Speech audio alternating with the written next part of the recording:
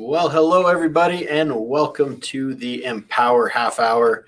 I'm here with Dr. Frank Redneski, And unfortunately, Darren Peppard got trapped in a snowstorm, so he's not going to be with us tonight. You know what? In Colorado, they must have gotten about 5 feet, because every person out west that I talk to, they say, yeah, you got 12 inches in New Jersey, 30 inches in New Jersey. That's nothing. So, God bless Darren with that 5 feet you got today. Yep. So we will, we'll miss him, but yes, hopefully we'll have him on next week. And in the meantime, we have an incredible guest that's going to be joining us tonight. I think I'm going to have to start making new intros, specifically like to the states that our guests are coming in from. So that was our California intro. So I might have to make a few more of those. Love it. All right, Frank. So tell our listeners and viewers at home, who is our special guest today? Well, it's been a really crazy week for me, so I'm a little crazy anyway as far as emotions go. But if you are lucky in your life, you meet a dozen people that every time you walk into the room and they're in that same room, they make you feel great about who you are.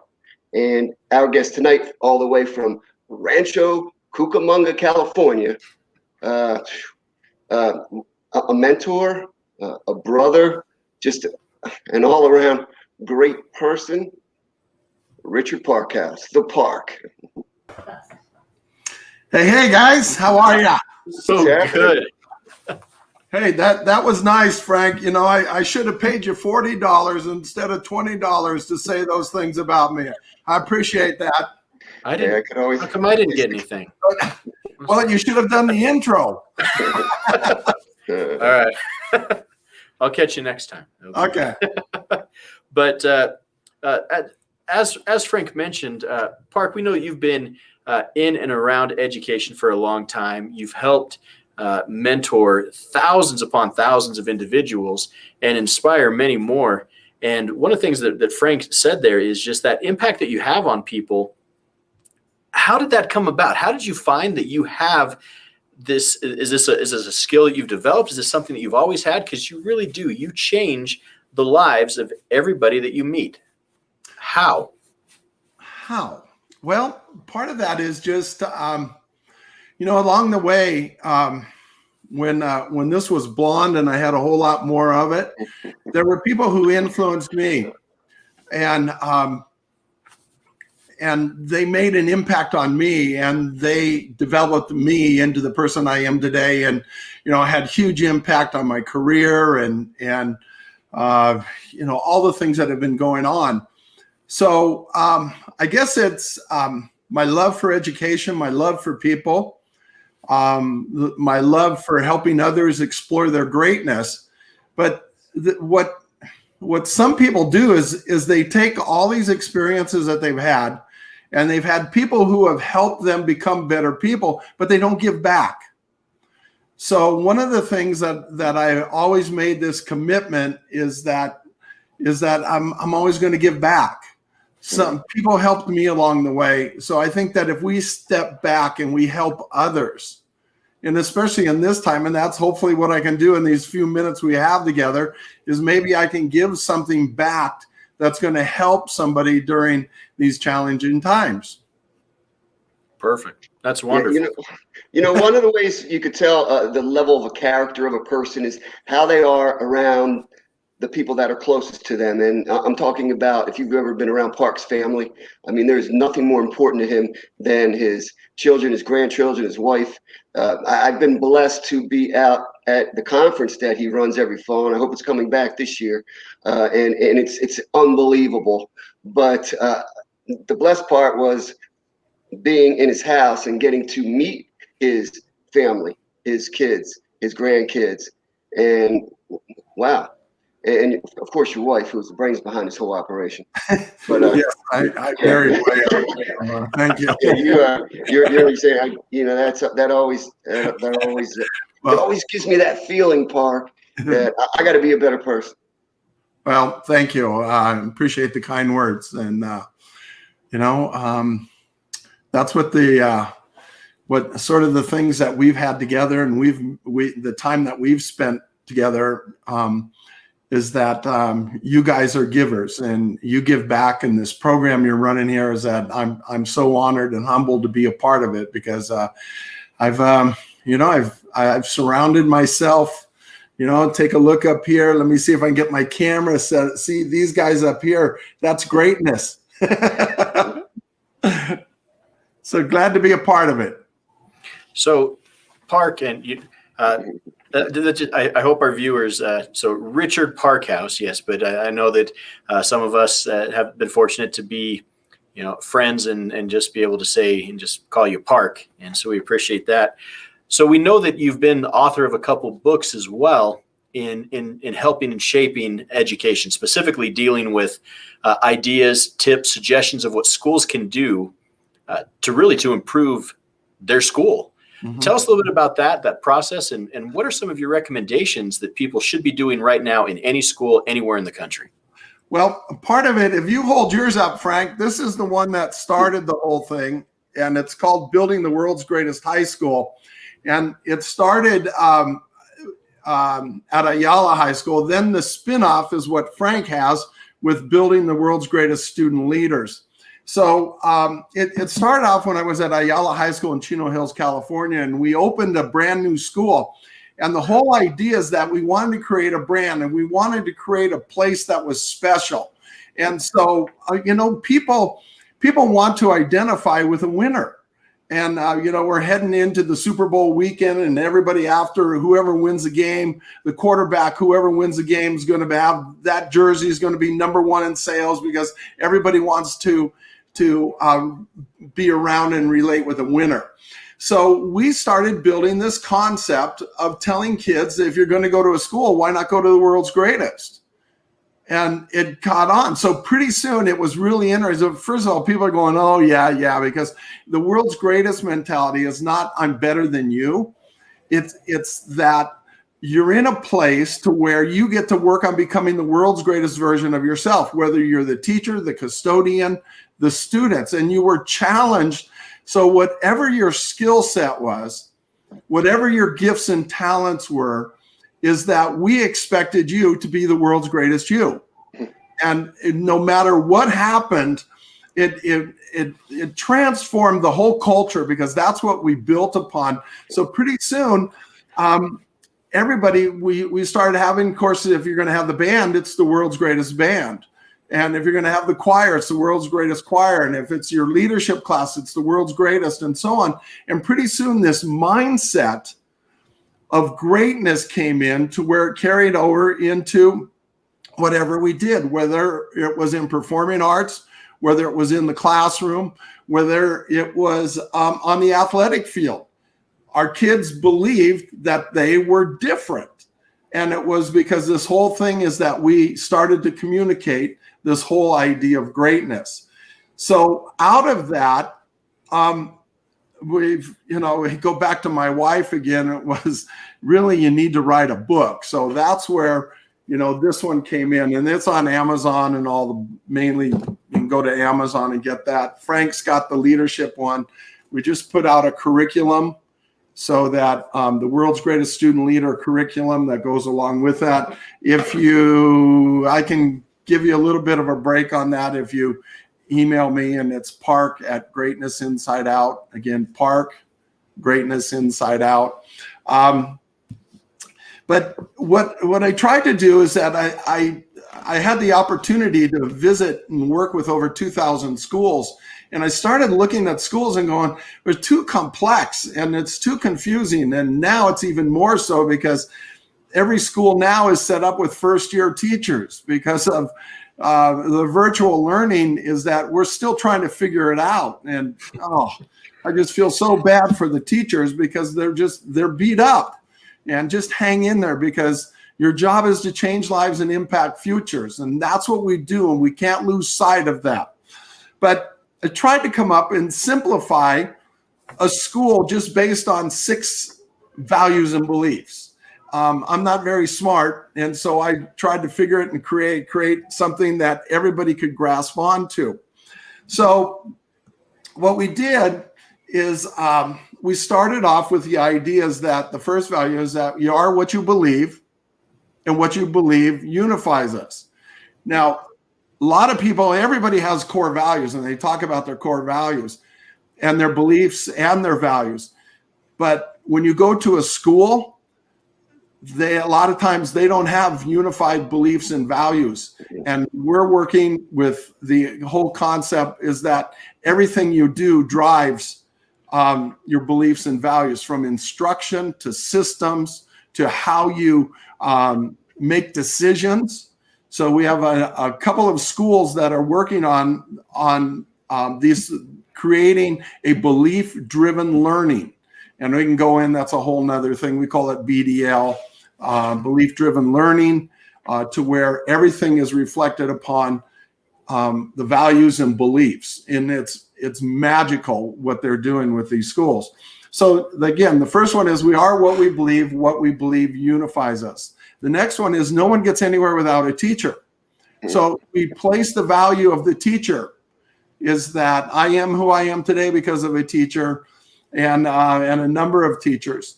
The other one is all kids have futures, instead of just not all of the honors kids, but every kid. So part of what we're dealing with now is some of the things that are surfacing in our schools are the inequities that are taking place. Well, if we step back and we understand that all kids have futures, and all kids are gifted and talented. All kids are gifted and talented. So we had a school, now this is going to blow some people away because there's a lot of controversy with that, is that they did away with their honors program.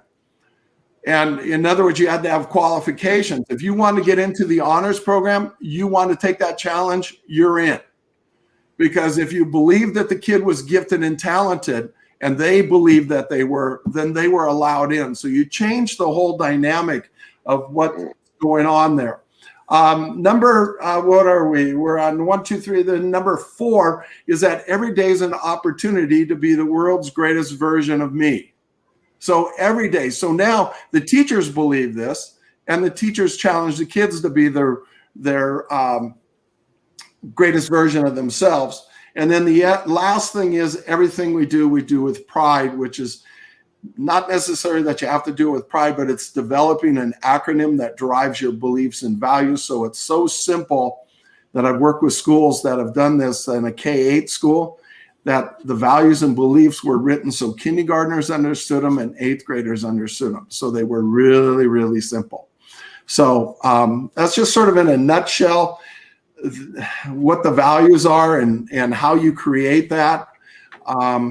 I guess one of the things I just like to share during this time, 2 weeks ago, I got my vaccine. Yeah, I'm in that vulnerable group. The year was tough.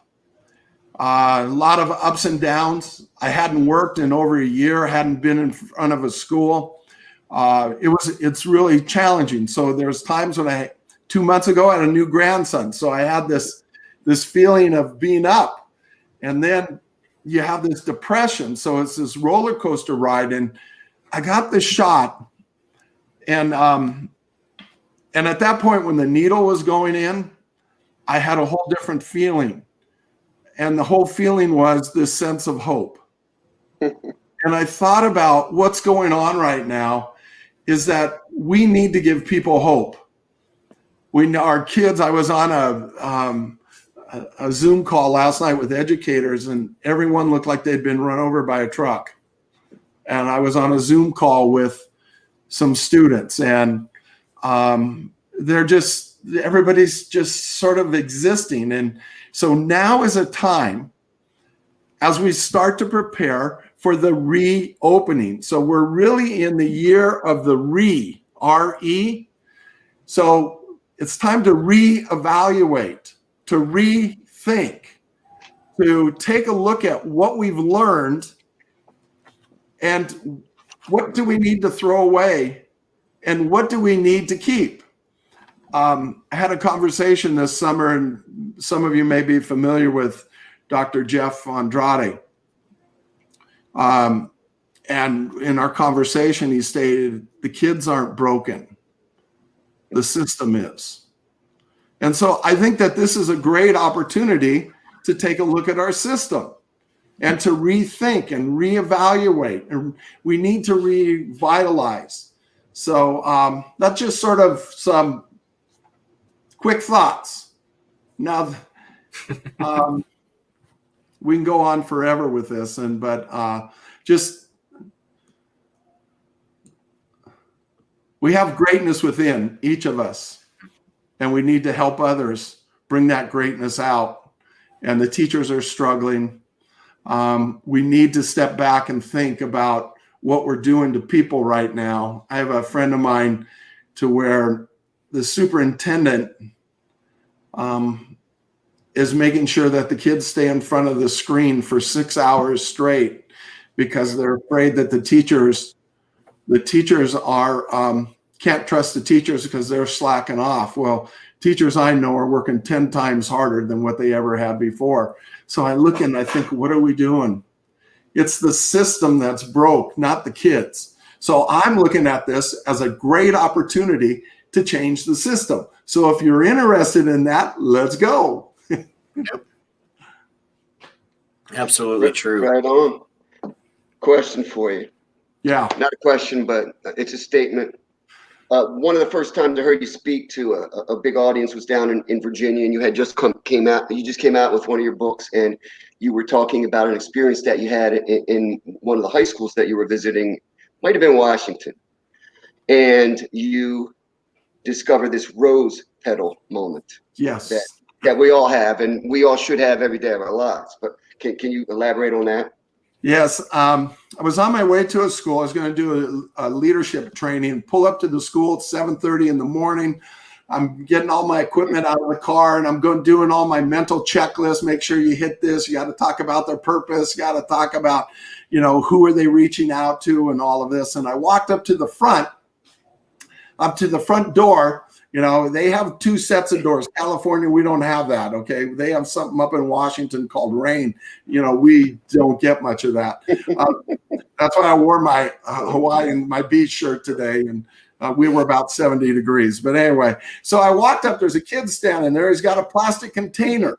And so I looked at it, and there's rose petals in it. So I walked up to him, and I said, So something significant going on here today, huh? And he got a big smile on his face, and he says, yes, sir. I'm going to ask my girl to the prom. So I go, oh, okay. So now I walk in, and there's this walkway. It's about 10 foot long. It's about 4 feet wide, just so you get the visual picture.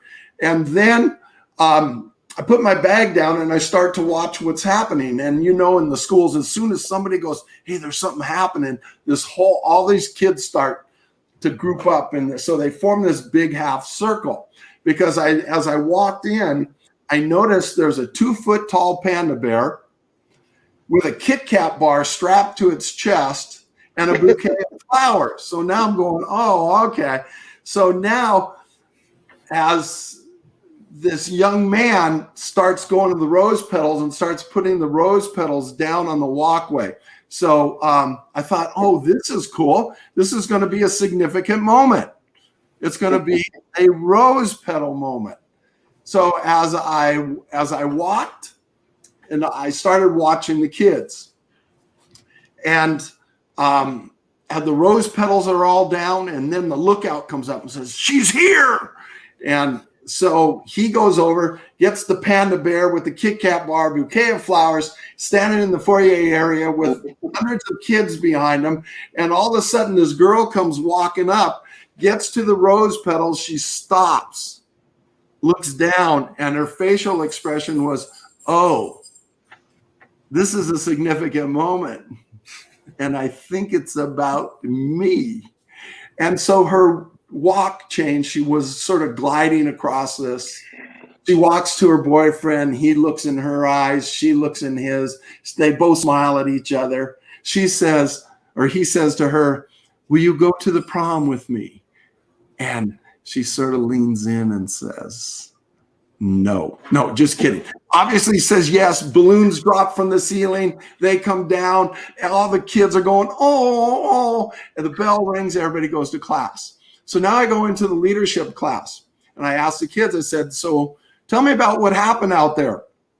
And they said, well, this guy asked this girl to the prom and all of that. And I said, so what is your purpose as student leaders? And they said, to put on dances and paint posters. And I said, no. I said, your purpose is to change lives and impact futures and to create significant moments for other people. And then I asked them, I said, did you see the young man that walked up in the camouflage jacket and the camouflage hat? And they said, no. And I said, why didn't you see him? Because they were watching these two people, which I refer to as the royal family, because everybody was watching them. Everybody was focusing. That's what we do in schools. We focus on these select few and we put them in the spotlight. Well, there was this camo kid, where I call a camo kid, camouflage jacket, camouflage hat, gets to the rose petals, stops, looks down and goes, oh, this isn't for me, and walked around. It was really interesting, trying not to step on a single rose petal. Got up to where the kids were. Nobody would let him through. Nobody acknowledged him. And so we talked about that as that's what happens a lot in our schools. We have this tendency to focus on this royal family group, and we forget about those kids that just exist and walk through. The camo kids, and that's in the book I refer to those kids in the student leader book, is that what are you doing to challenge people to reach out to those kids that are sort of blending in and nobody knows that they're there? Because if we're going to build a culture of significance where everyone matters, then you need to build activities. You need to build a culture where everybody is focusing on being the world's greatest version of themselves, just not football players, cheerleaders, and again, the royal family. So thanks for asking about that, Frank. That was a special moment. So we need to create rose petal moments for people. You need to take a look at the rose petal moments and create significant moments for kids so that everybody knows that they matter. Create a culture of significance where everyone matters. Yes. And you know, everyone deserves to feel important because they are important. And that rose petal moment kind of sums it up. And once you visualize that, Parker, as that real life story you just told, well, isn't that? I mean, we used to say, "Hey, you want to go to prom?" But now wow, we've come a long way. But I love that. Everyone in that school should feel important. Walk across that stage, have that rose petal moment. Spot on. Absolutely. Well, that's great. I hadn't heard that story before. I really like that. I'm gonna keep that in mind and start figuring out some things that I can do in the next week. What can I do in the next week to make some of those rose petal moments? It's in the first chapter. Hold up that book, Frank, if you have that there. The first chapter, open that up and you'll see it. Go to the first chapter. Now I have to get my glasses, Park. Oh man, just open, just fake it. Just hold it up. I can't see it anyway. Say, look at here it is. Do one of these things. But yeah, well, please take time to rethink. In the intro. There it is. There it is.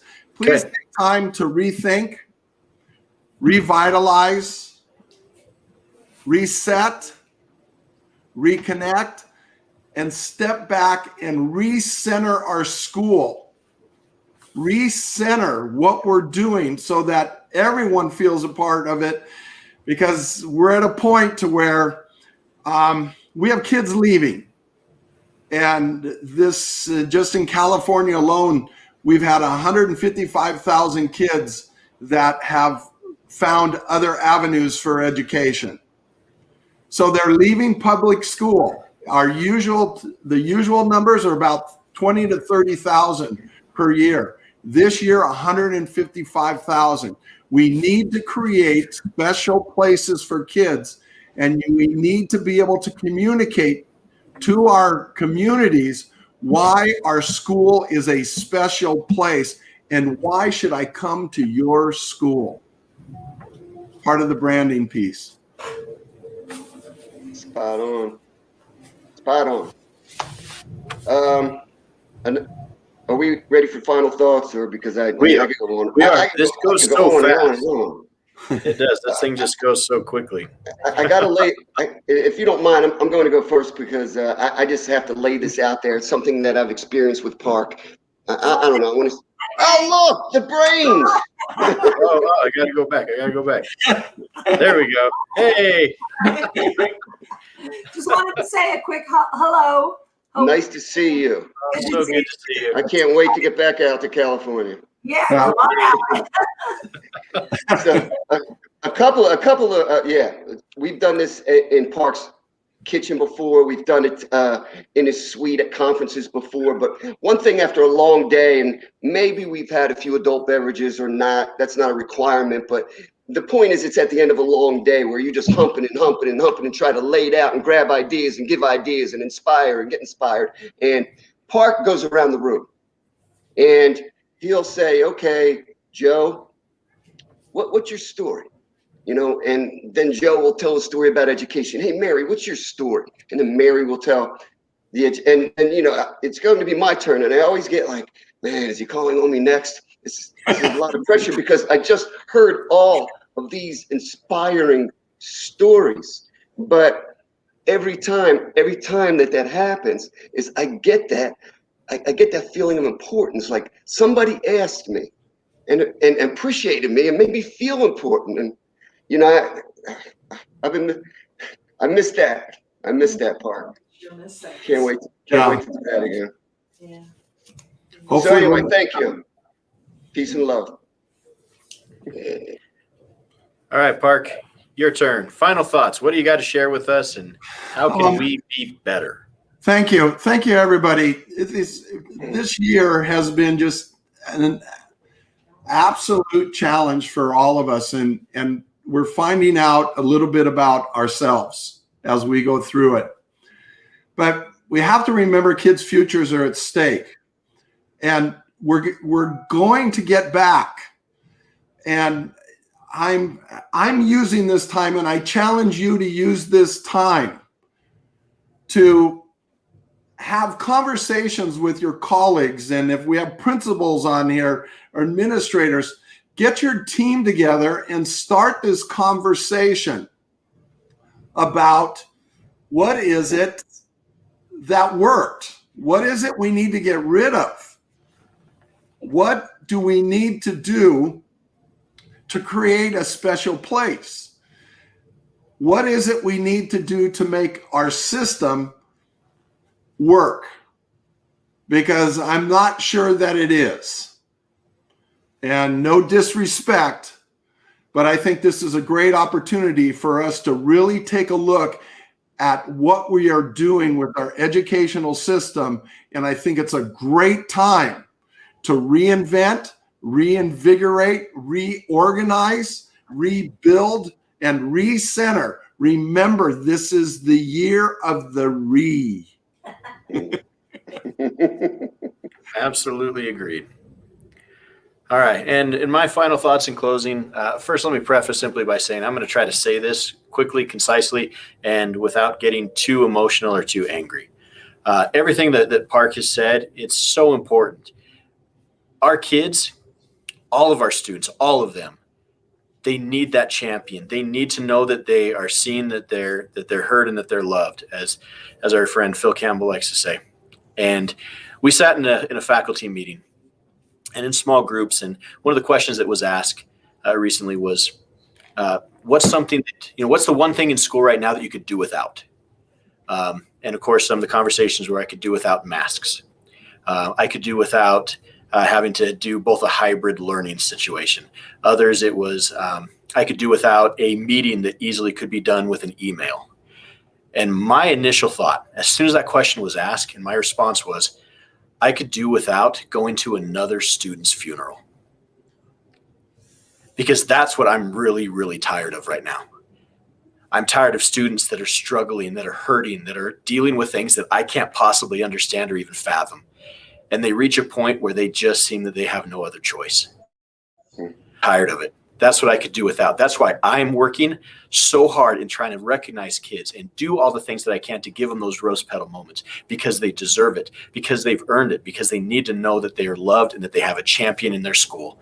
So please do whatever is necessary to make that happen. Make sure that your students know that they are heard, that they are seen, and that they are loved, because they need it. And so do we. All right. Thank you, everybody, so much for being a part of our show today. Thank you, Richard Parkhouse, for being our guest. I know it was said at the beginning, and just to echo Frank's words, I can truly consider myself a better person because I know you. So thank you for being our guest today. Thank you for all the inspiration, for all that you do, and for filling in for a little bit today while Darren's trapped in some snowstorm up in Colorado. 5 feet of snow. We Thank love you, guys. you. Thank you, guys. Appreciate you. All Take right. care, everybody. Be safe. Time to renew. Time to renew. Right. And we'll see you guys next week on the Empower Half Hour. Thanks for tuning in.